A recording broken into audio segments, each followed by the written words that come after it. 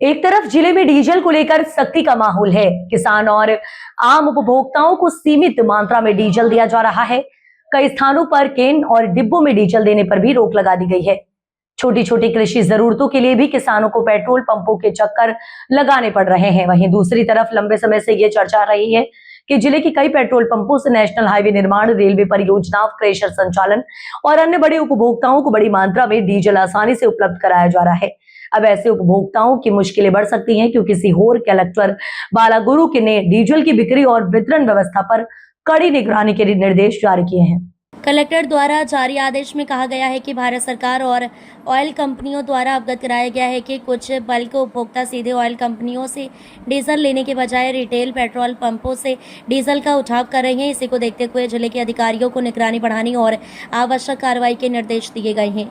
हालांकि आदेश में कहीं भी ये स्पष्ट नहीं किया गया है कि बल्क उपभोक्ता की श्रेणी में जिले के कौन कौन से संस्थान या परियोजनाएं शामिल हैं, लेकिन आमतौर पर बड़ी मात्रा में डीजल की खपत करने वाले निर्माण कार्य, हाईवे प्रोजेक्ट, रेलवे निर्माण, क्रेशर इकाइयां और अन्य बड़े औद्योगिक उपक्रम इस श्रेणी में माने जाते हैं।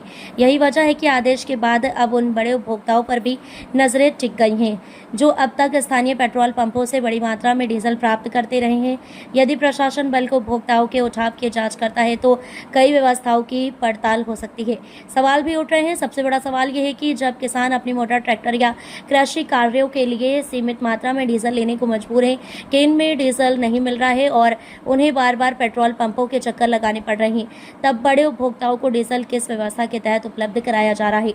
हालांकि किसी भी परियोजना, कंपनी या पेट्रोल पंप पर नियम उल्लंघन का आरोप लगाना उचित नहीं होगा, लेकिन कलेक्टर के ताजा आदेश के बाद अब ये जरूर माना जा रहा है कि बड़े स्तर पर होने वाले डीजल उठाव भी प्रशासन की निगरानी के दायरे में आ सकते हैं। फिलहाल कलेक्टर ने जमाखोरी, कालाबाजारी और असामान्य डीजल उठाव पर सख्त नजर रखने के निर्देश दिए हैं।